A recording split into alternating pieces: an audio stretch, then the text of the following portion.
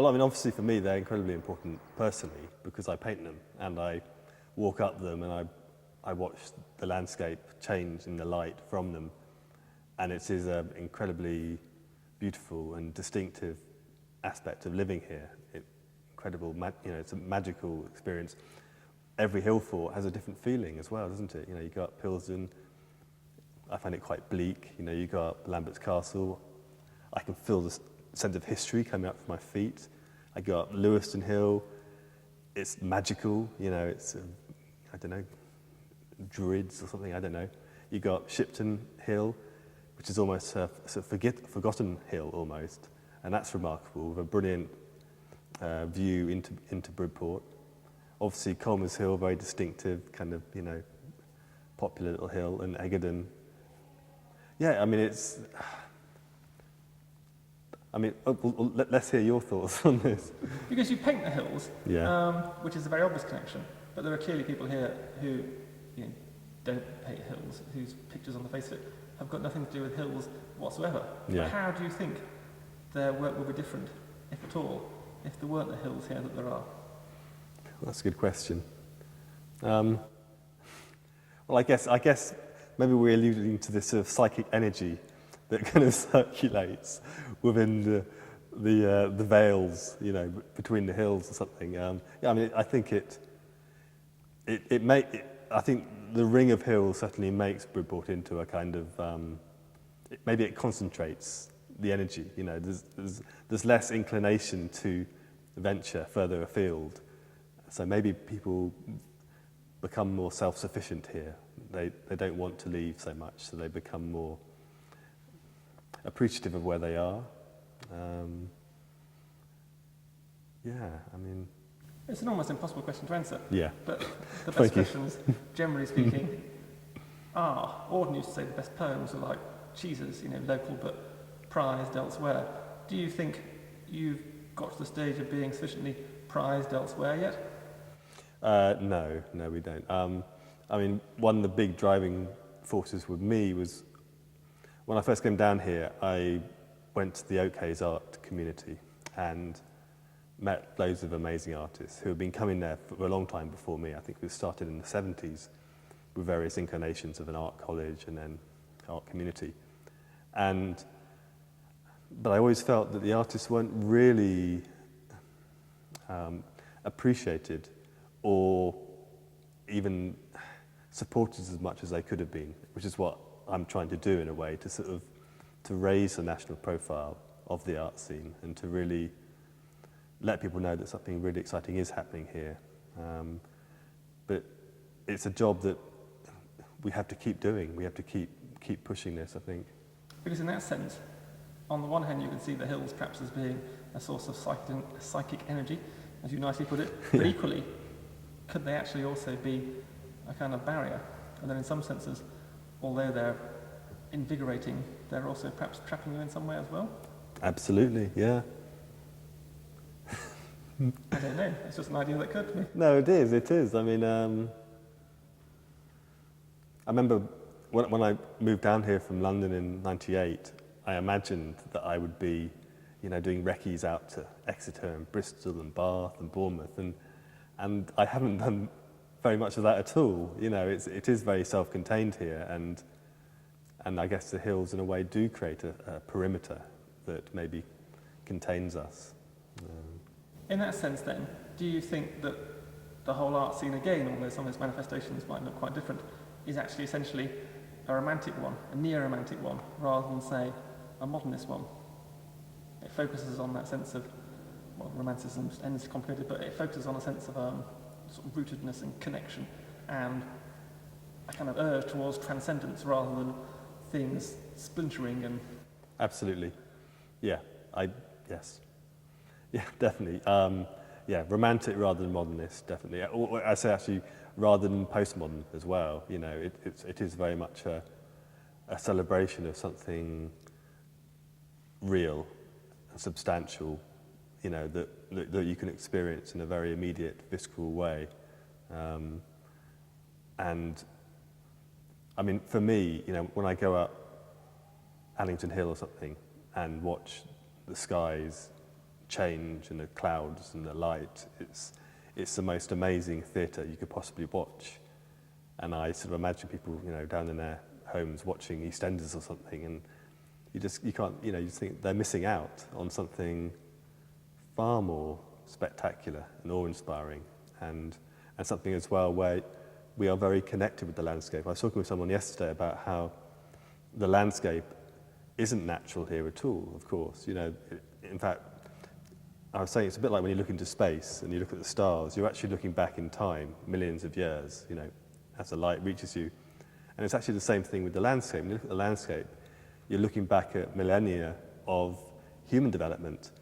And of course, when you go up in satellites and stuff, you can see all the old boundaries of the fields.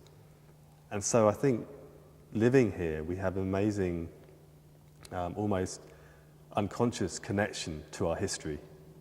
And I think that is something very powerful that I'm definitely tapping into with my landscapes. And that is, yes, romantic. So, okay, there's a natural structure and there's a historical structure, but there's also a more recent and immediate social and political structure. And again, one of the things that comes out of the book is the link between artists and what we'll call big houses. It starts with John Miles in the 70s coming down and getting friendly with people like the Pinneys, who had the big house at Bethscombe, for example. And you can trace this connection still with John Hubbard lives at Chilcombe, Crutchley's had big houses over Nettlecombe Way, Simmonsbury, links with the coal foxes and things. Are you worried perhaps that you're still trapped into a perhaps slightly outdated social and political structure, or does that give strength to things? That's a difficult question again, but it's worth thinking about. It is. I think obviously the interesting thing for me is my introduction to the area was the old rectory at Simmonsbury, which is a big house. But of course, there wasn't a landlord or whatever, there was Anne Barnes who ran it, but it was basically artists just running wild. So in a way, there was quite a maverick or Bolshevik sort of existence in a way. And I think the same thing with St. Michael's Studios. There's no one authority. It's very much a place where artists who feel the motivation to do it can go there and join and be a part of it and contribute. So I'm not so aware of how we tie into these kind of what would you call them, sort of hierarchical structures. To me, Bridport is far more an expression of independence and individuality and self-expression and self-reliance. Those are the qualities that I really appreciate down here. Because I wonder about that, because there's no shame in this. Artists for centuries have relied upon wealthy patrons to further their careers and do all sorts of things. There needs to be links with the bigger, wider, wealthy world. And it struck me as very significant that the book is published by Richmond House. And if you break that down, what have you got? Rich, Mund, short for, Mond, French for world, Rich World House. And again, so all those three things together, the house, the richness, the sense of the world, all compacted and coming through George Wright in towards you. So unexpectedly all over the place, you get this structure lurking behind things. I think that's a brilliant observation. That's really great. I love that, like you say, the underlying poetry of the whole project and how things emerge from it. You're right. I think with arts, there is this intrinsic link to wealth. You have to have that. Artists, we're people out there doing something incredibly crazy, idealistic, completely not rooted in reality. And we need people who can simply, put some kind of value on something which really doesn't have a value, in a way, to allow us to keep going. And I haven't really analysed exactly how that works out, but obviously throughout history, artists have relied on patrons, wealthy people, to fund their more ambitious projects. And without them, you're at the mercy of a rather fickle art world. For me personally, my work totally relies on commissions that I get from particular people who become my patrons, basically, and allow me to develop my work to a standard that I wouldn't be able to if I just had a gallery saying, you know, we want a painting every week. You know, I need to spend months on my work. I want it to be brilliant. And therefore I need to get, you know, decent patronage. And that's something that I'm very much aware of has happened throughout history. Okay, so that's for yourself, but more generally, Yeah. and to round off with, what do you think, having thought very, very hard about these things and arranged a lot, what do you think could and should happen next for the whole scene in Bridport? I've really got no idea at the moment. I mean, I personally need to actually get on with some painting, as John Hubbard pointed out at the exhibition. You know, I can't help it. You know, I love to do these projects. I love to, you know, the irony, I think, is that no one else would have made this book, but it deserved to be made. So I had to do it. I had to step up and make it. But now that I have made it, you know, I would actually love to just, you know, just get my head down to some painting for a few months and just focus totally on that, because that's really what I love.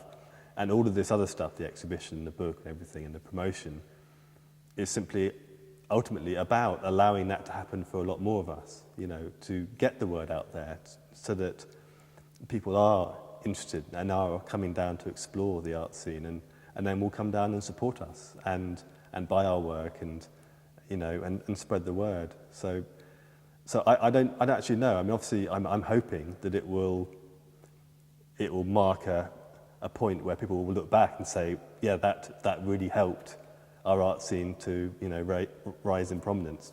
That would be lovely. But obviously, we don't know yet. So That's a good place to stop. yes.